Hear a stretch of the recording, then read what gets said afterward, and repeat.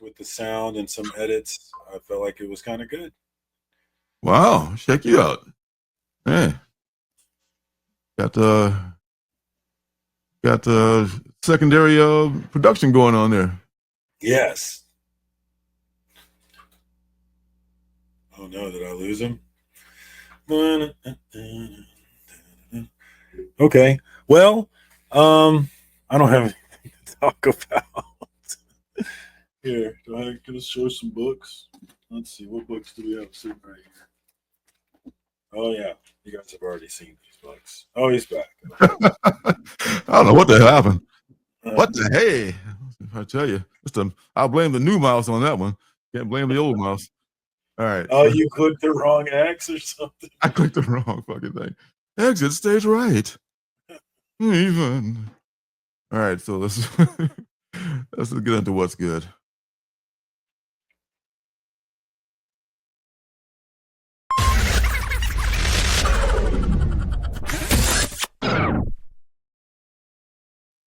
All right, so I got two things.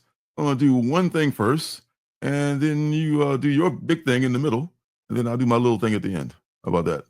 You're the boss. Let's do it. You insist. All right, so let's do that.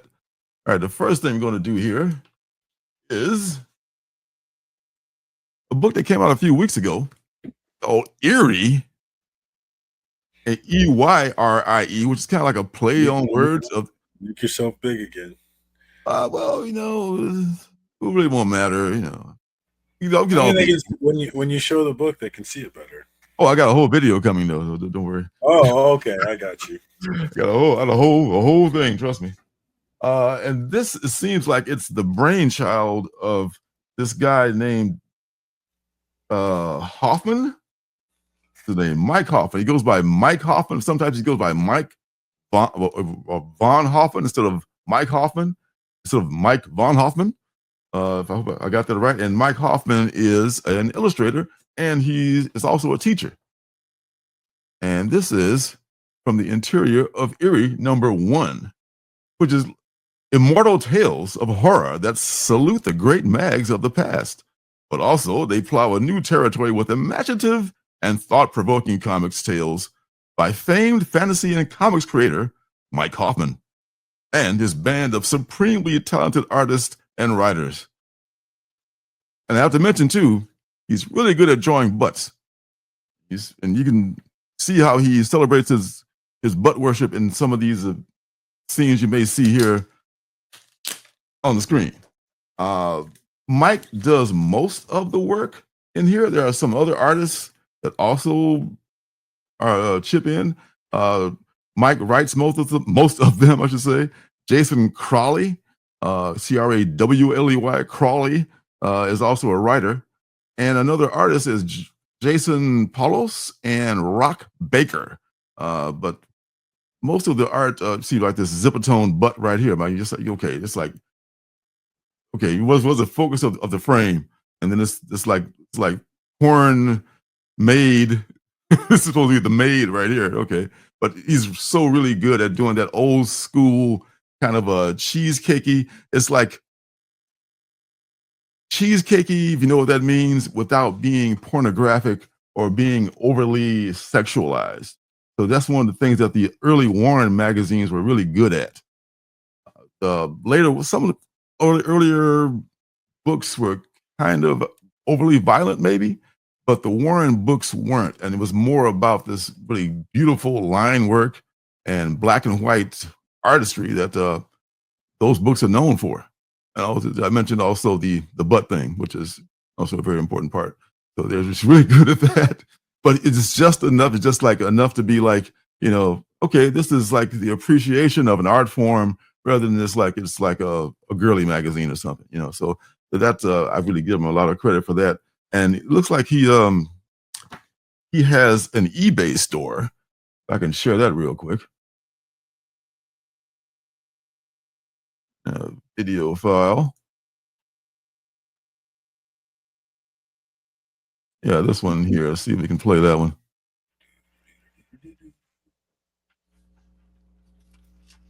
Yeah, and this is like pretty elaborate for an eBay store. And he's also got his own website. I didn't take a screen. Ooh, I want that Scarlet Witch. Ooh, A lot of good stuff, man. He's got Frazetta stuff. He does like what they call like tiki art. He's got a whole Etsy page full of tiki art. And this man, I don't know how he finds time to like do anything else, man. It's just like it's just amazing. A lot of great art on this guy's site, and it's just like this comes from. He calls it a Von Hoffen publication. So this is like all on him. It's like this is completely self-published, completely in the style of the old Warren magazines. Man, like it a lot. So that's my first one, Eyrie, #1 from Von Hoffen Publishing. Look for it in your LCSs or ask them to order it. Yeah, Media said cool clips. Although Craig says he likes his porn in full color. I thought there was some cool art in there, though. This is more soft core, though. Yeah, that was cool. Yeah, doing so well. Not bad. Oh man, sorry, Phil. It's definitely newsprint too, Phil. Magazine size. Yep. Let's go. Frankenstein. Yeah. All right. So we're gonna do Marcus's thing now. Are you gonna set yours up a little bit there? So yeah, Absolute Martian Manhunter. I think you should check it out. I know it's not everybody's favorites, but it's kind of a weird noir kind of a book, which is why I did it in the style that I did it too, is because it felt like a kind of a noir book. That's why the music that Perry added was I felt like it worked so well because it added to that style that I was trying to do.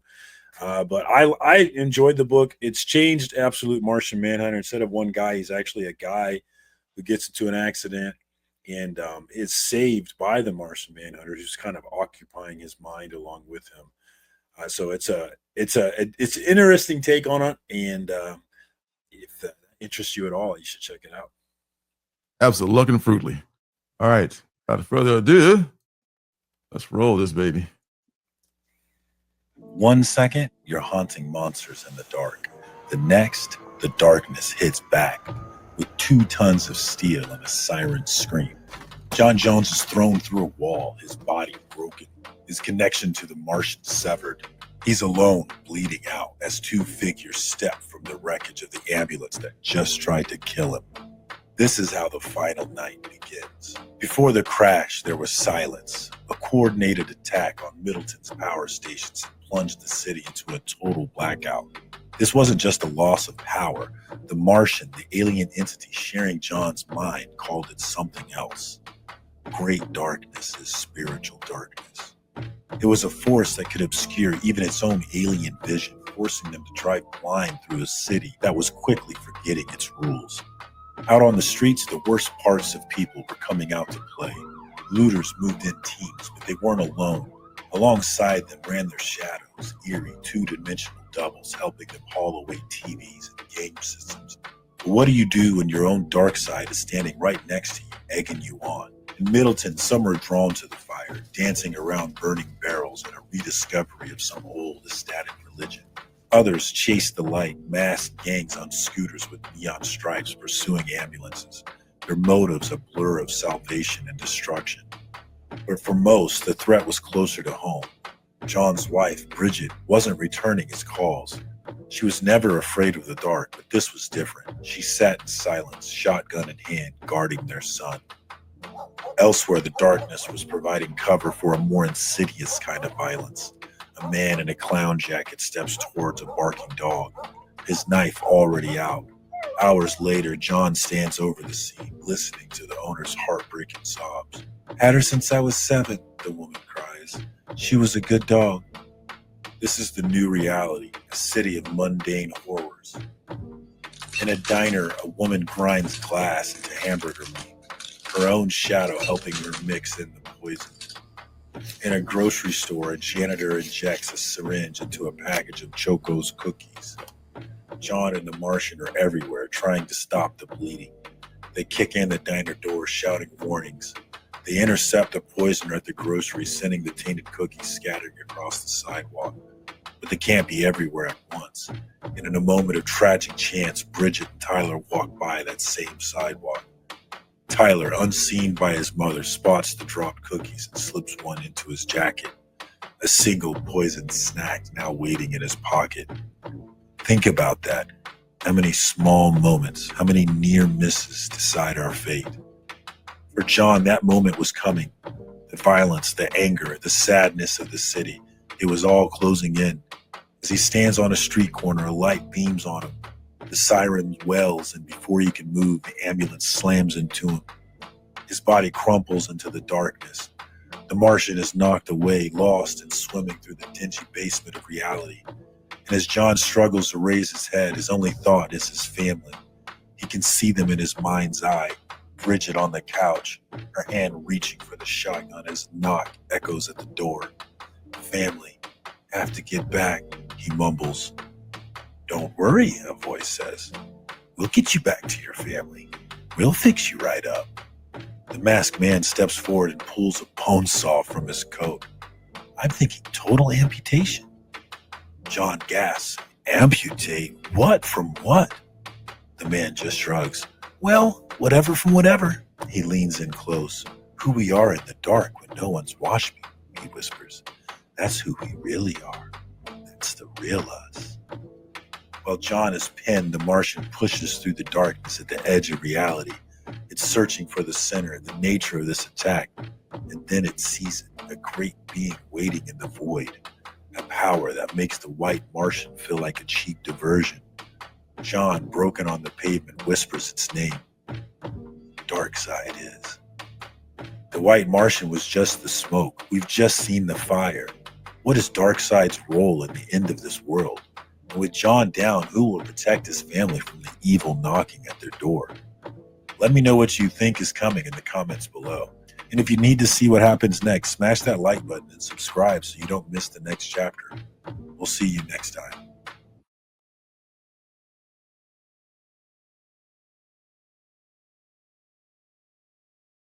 How about that? You like them apples? Oh man! If you like that, go like the video. Go play it in the background for me. I need some views on I know. Go help me out. Go watch. I've already watched it. Watch it again. Yeah, man, that's awesome. I mean, and I thought that guy was dead. I mean, I thought you never know. You know, Darkseid's never going to go away, though, right? He's always going to be somewhere. Well, this is the absolute universe, so we don't know. Although I think I heard someone say that the absolute universe is where he is. Oh, really? Yeah, but I didn't know what they were talking about when they said that. I should have read that All-In book. Explain everything. Like, okay, oh, there's a reason why you didn't need to explain a lot of stuff with that. Okay. Well, he comes out of nowhere. That was really more of a focus on issue 5, and the first arc. The first arc of the series is 12 total issues. The first arc is 6 issues. The next issue comes out next week, actually, New Comic Book Day. And so this will be the end of the first arc. And so I wanted to try and preview that in ahead of the book coming out. And I'm interested to see, because Darkseid comes out of nowhere in this book. Yeah, I know, right? So I mean, am I to think that Darkseid is the white Martian, or? Well, are they working? I don't know if he is the white. I was thinking that there were 2 separate entities, but maybe he is the white Martian. I don't know. It could be possible. Anything's possible with this stuff. Yeah. All right. Yeah, I don't know about Philadelphia. I feel like it's not really, because you can't really compare John Jones to Judge Dredd, I don't think, but I don't know what I would compare it to, really. I mean, the tone of the story is obviously different. I mean, that beautiful color palette that they use for Martian Manhunter is the complete opposite of Philadelphia, you know, as far as that goes. But I maybe just like, I mean, one has a detective and the other has a detective.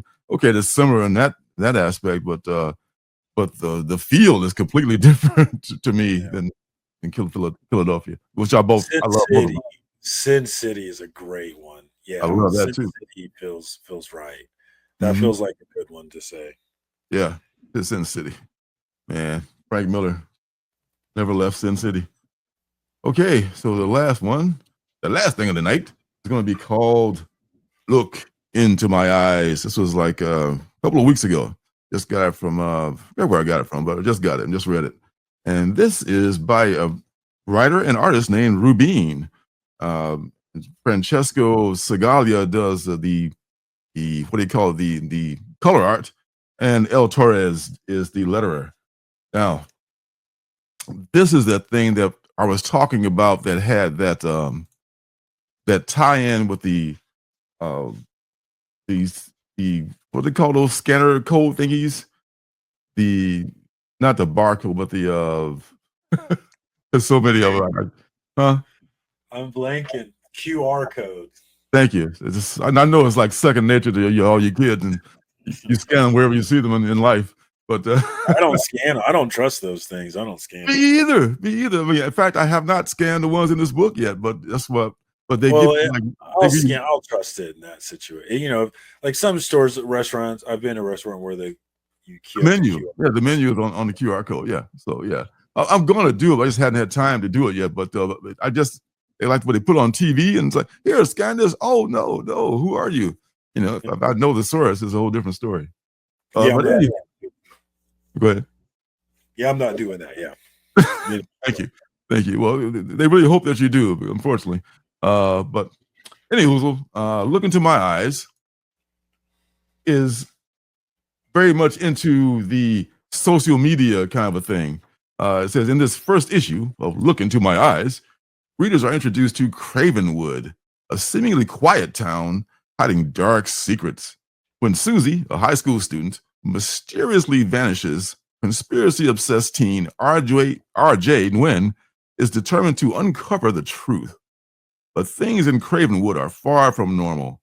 As RJ digs into Susie's disappearance, she stumbles upon the unsettling rise of Knock Knock, a wildly popular social app that seems to be taking over the town. Oh, and did we mention the sudden appearance of grotesque, many-eyed monsters lurking in the shadows? With QR codes embedded throughout the issue, you can dive deeper into Cravenwood's eerie lore by stalking the character's social media and exploring secret documents and hidden clues. Are you ready to uncover the secrets of Cravenwood? It says here.